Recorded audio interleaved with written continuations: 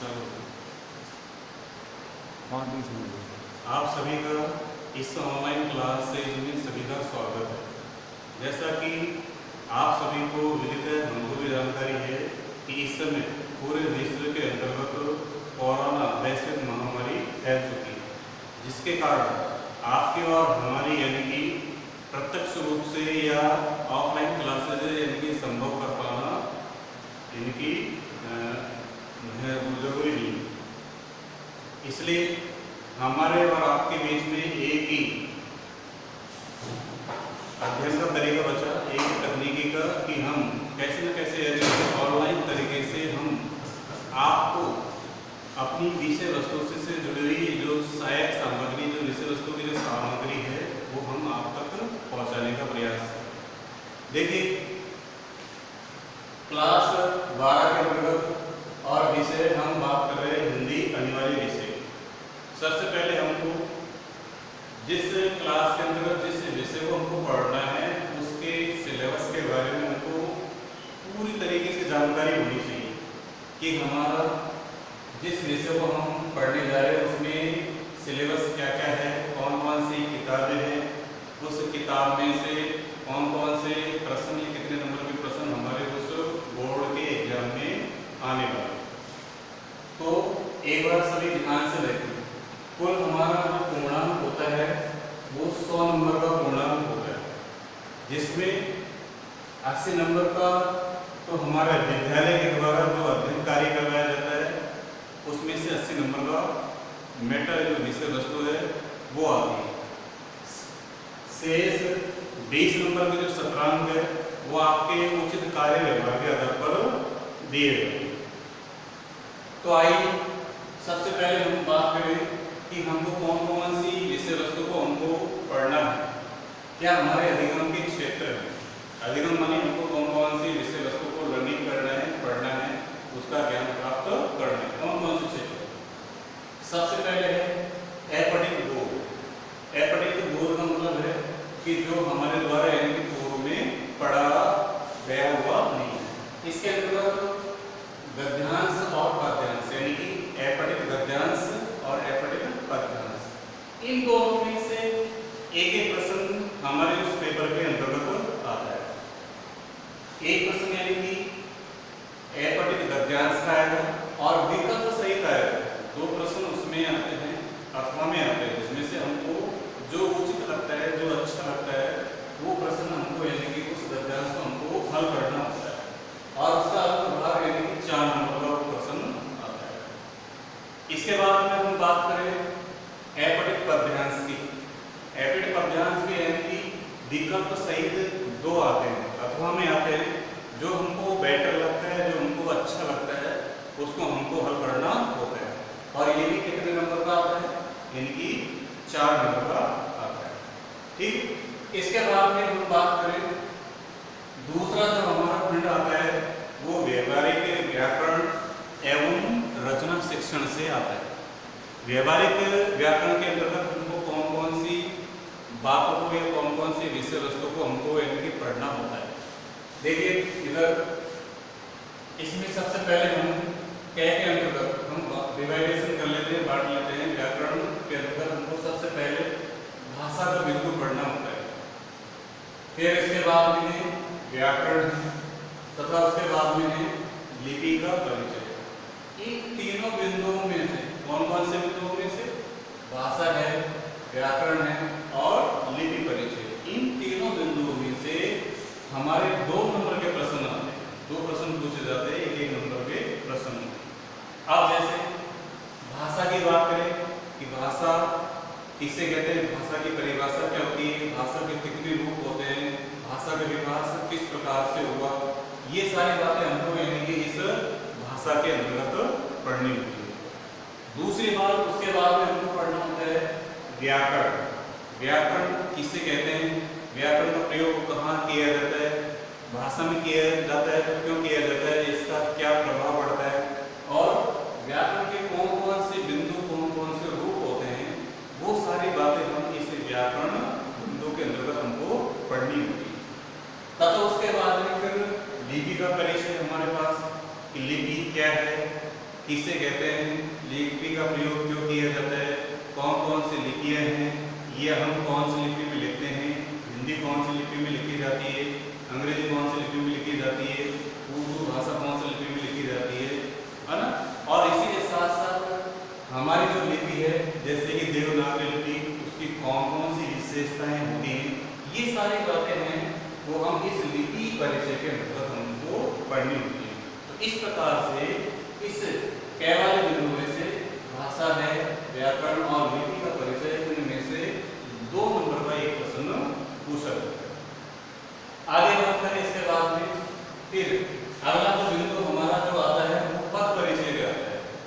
पद परिचय यानी कि इसमें पेपर में एक वाक्य दे दिया जाता है, एक सेंटेंस दे दिया जाता है और उसमें जिस शब्द का पद परिचय करवाना होता है, जिस शब्द का, जैसे लिपि है, लिपि का पद परिचय करवाना है तो लिपि के नीचे वो रेखांकित कर देता है। तो उस शब्द का हमको व्याकरण के दृष्टिकोण से उसका परिचय बताना पड़ता है कि ये लिंग शब्द यानी कि संज्ञा है, सर्वनाम है, क्रिया है, विशेषण है या अव्यय है। दूसरी बात हमको उसका यानी कि वचन बताना पड़ता है कि एक वचन का है या बहुवचन का है। उसके बाद में फिर उसका हमको कारक बताना पड़ता है, उसमें कौन सा कारक उपयुक्त हुआ है ना। इस प्रकार से हमको उस शब्द का यानी कि व्याकरण के दृष्टिकोण से हमको पद का यानी कि उस शब्द का परिचय बताना होता है। इसके अंतर्गत हम पद किससे कहते हैं, पद के बारे में भी पद किससे कहा जाता है और फिर उसके बाद में उसका हम परिचय बताते हैं। तो ये जो प्रश्न है, इस पद परिचय का जो प्रश्न है, ये भी कितने नंबर का आता है, 2 नंबर का प्रश्न आता है। इसके बाद में आगे बातें करें तीसरे नंबर पर, गैर नंबर पर शब्द शक्ति। शब्द शक्ति से जुड़ा हुआ भी यानी कि 2 नंबर का एक प्रश्न आता है। या तो इसमें वो परिभाषा पूछ सकता है या उसके यानी कि प्रकारों को पूछ सकता है या इन तीनों की वो परिभाषाएं भी पूछ सकता है। अगर हो सकता है वो यानी कि उदाहरण दे करके और उसमें से आपसे ये पूछ सकता है कि इसमें वाक्य में कौन सी शब्द शक्ति प्रयुक्त हुई।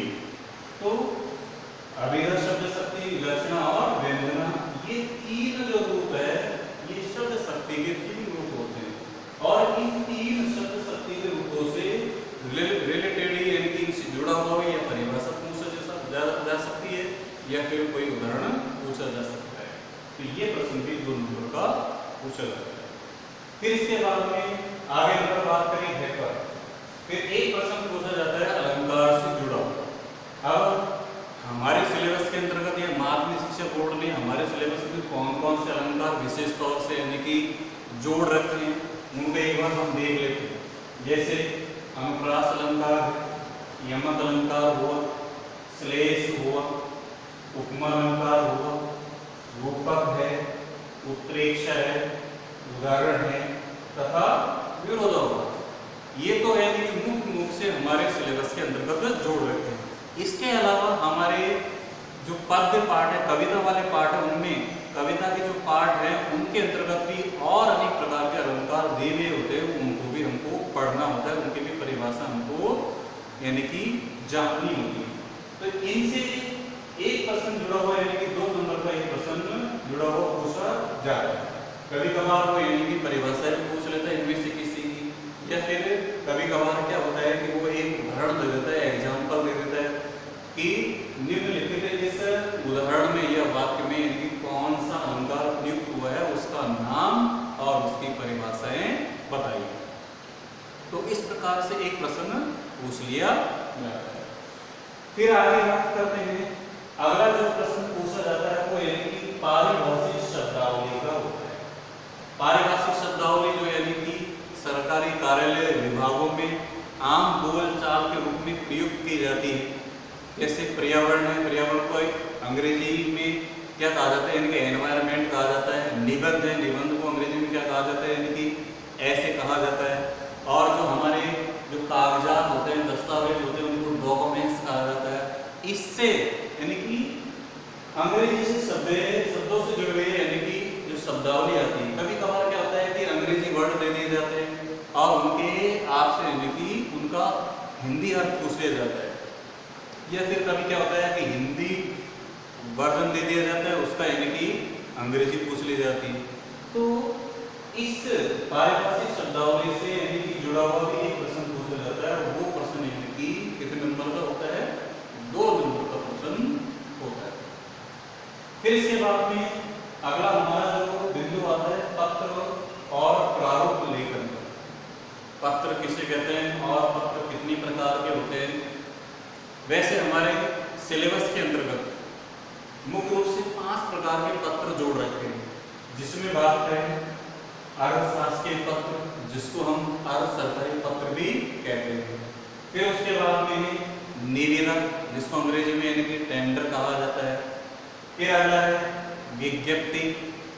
फिर इसके बाद में है ज्ञापन, और तथा अंत में है यानी कि अधिसूचना।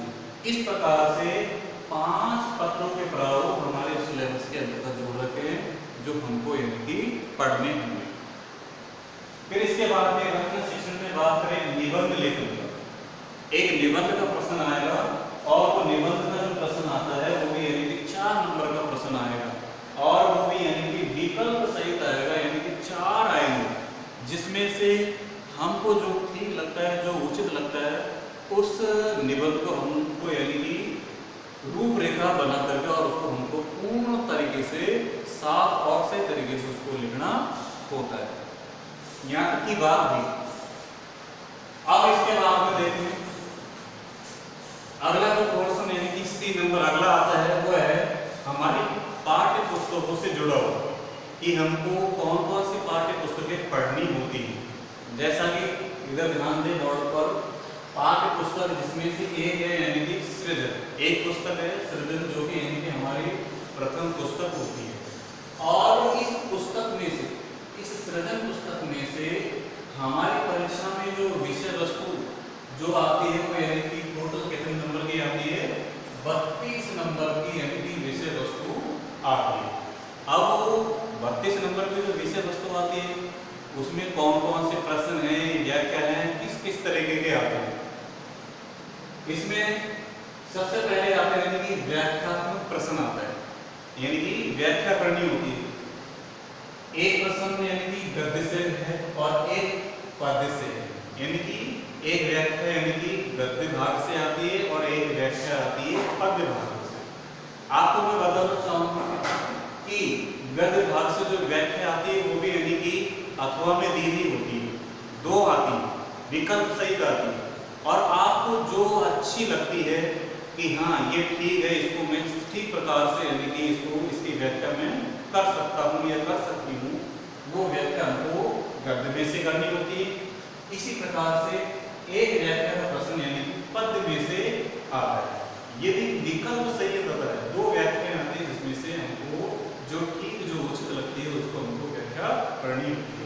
अब इसमें जैसे हमको सबसे पहले सप्रसंग वाला बिंदु लिखना होता है, फिर उसके बाद में उसकी व्याख्या करनी होती है, और उसके बाद में अंतिम जो बिंदु आता है विशेष, कि उस व्याख्या के अंतर्गत उन पंक्तियों के अंतर्गत हमको कौन सी बात व्याकरण की दृष्टि से, भाव की दृष्टि से, रचना की दृष्टि से यानी कि कौन सी विशेष बात नजर आई, उसको हम यानी कि उस विशेष वाले बिंदु में लिखते हैं।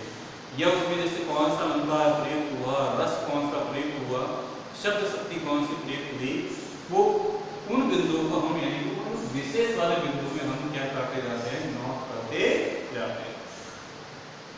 फिर अगली बात है, इसके बाद में निबंधात्मक प्रश्न यानी कि 2 पूछे जाते हैं। इसी पुस्तक में से 2 निबंधात्मक प्रश्न आते हैं, एक गद्य से पूछा जाता है और एक पद्य से पूछा जाता है। 2 प्रश्न पूछे जाते हैं। फिर 4 लघुत्रात्मक प्रश्न पूछे जाते हैं, 4 लघुत्रात्मक प्रश्न पूछे जाते हैं, और 4 लघुत्रात्मक प्रश्न भी 2 तो गद्य से यानी कि गद्य भाग से 2 प्रश्न पूछे जाते हैं, और 2 ही पद्य भाग से प्रश्न पूछे जाते हैं। तो इस प्रकार से कुल मिलाकर के कितने प्रश्न पूछे जाते हैं? 4 लघुत्रात्मक प्रश्न पूछे जाते हैं। फिर इसके आगे बात करें, एक प्रश्न ऐसा भी पूछा जाता है कि किसी कवि या लेखक का परिचय, या तो अथवा में दिया होगा कि निम्नलिखित यानी कि में से किसी एक का, यानी कि जयशंकर प्रसाद या फिर रामचंद्र शुक्ल, दोनों में से किसी एक कवि या लेखक का हमको यानी कि उसका परिचय बताना होता है। परिचय के अंतर्गत हमको उस लेखक का परिचय और उसका साहित्य परिचय भी बताना होता है। लेखक का परिचय कि उसका जीवन कैसा है, और साहित्य परिचय में उसकी यानी कि रचनाएं हैं, उसकी लेखन शक्ति के बारे में हमको लिखना होता है। उनकी भाषा कैसी है, उन्होंने कौन कौन से अलंकारों का प्रयोग किया, शब्द शक्ति का कौन कौन सा प्रयोग किया, कौन कौन सी उसने रचनाएं लिखी, ये सारी बातें हमको इस कवि या लेखक के परिचय के अंतर्गत लिखनी होती है। और ये जो प्रश्न पूछा जाता है ये भी इनकी 4 नंबर का पूछा जाता है। इसके बाद में फिर हम आगे बात करें कि 2 प्रश्न पूछे जाते हैं अति लघु क्रम, इसी पुस्तक में से सृजन में से ही, यानी कि 1 लाइन वाले यानी कि 2 प्रश्न पूछे जाते हैं। एक प्रश्न तो पूछा जाता है यानी कि गद्य भाग से, और दूसरा जो प्रश्न पूछा जाता है वो पद्य भाग से पूछा जाता है। यानी कि 1 लाइन वाले छोटे प्रश्न अति लघुतात्मक प्रश्न है, एक गद्य भाग से और दूसरा जो पूछा जाता है वो पद्य भाग से पूछा जाता है। तो इस प्रकार से यानी कि इस सृजन 32 नंबर का मैटर हमारी इस प्रथम पुस्तक में से पूछा जाता है। इसी के साथ में हमारी पाठ्य पुस्तक एक द्वितीय पुस्तक और जुड़ी हुई है जिसका नाम है यानी कि पीयूष प्रवाह। इस पीयूष प्रवाह में से हमारी परीक्षा के अंतर्गत जो अंक भार है वो 12 नंबर का है। 12 नंबर के प्रश्न इसके अंतर्गत से पूछे जाते हैं। बात करें इसमें एक प्रश्न यानी कि निबंधात्मक प्रश्न पूछा जाता है एक, और वो भी कितने नंबर का होता है, 6 नंबर का प्रश्न होता है। कितने नंबर का होता है, 6 नंबर का एक प्रश्न पूछता है। उसके बाद में 4 प्रश्न यानी कि लघुत्रात्मक लगभग यानी कि 40-50 शब्दों का हमको उत्तर उसमें लिखना होता है। तो 4 प्रश्न है वो लघुत्रात्मक प्रश्न पूछे जाते हैं। उन 4 प्रश्नों में से हमको यानी कि 3 प्रश्न हल करने होते हैं। 4 में से जो हमको 3 प्रश्न जो अच्छी तरह से आते हैं, ठीक लगते हैं, उनमें से हमको 3 प्रश्न लिखने होते हैं, और वो यानी कि 2-2 नंबर के होते हैं। इस प्रकार से 6 नंबर के प्रश्न वो हमको इसमें से लिखने होते हैं। इसके बाद में अंत में हमारी एक पुस्तक और जुड़ी हुई है, पूरक के रूप में जुड़ी हुई है। इसको हम कहते हैं संवाद सेतु। संवाद का मतलब होता है आपस में यानी कि अपने विचारों का आदान प्रदान करना। तो संवाद सेतु के अंतर्गत 12 नंबर का जो हमारा अंक भार है, तो इस संवाद सेतु में से 12 नंबर का जो अंक भार हमारी इस परीक्षा के अंतर्गत आता है। तो आपने देखा कि इस 80 नंबर के इस पूर्णांक में से हमको हमारा जो अधिगम का जो क्षेत्र है, हमको जो विषय वस्तु हमको जो पढ़नी होती है, वो हमने अभी बोर्ड पर हमने देखी। इस प्रकार से हमको एक एक बिंदु को लेकर के और एक एक बिंदु को यानी कि तैयार करना। ठीक है, कल से हम एक एक बिंदु को लेंगे और उसके बारे में हम पढ़ेंगे।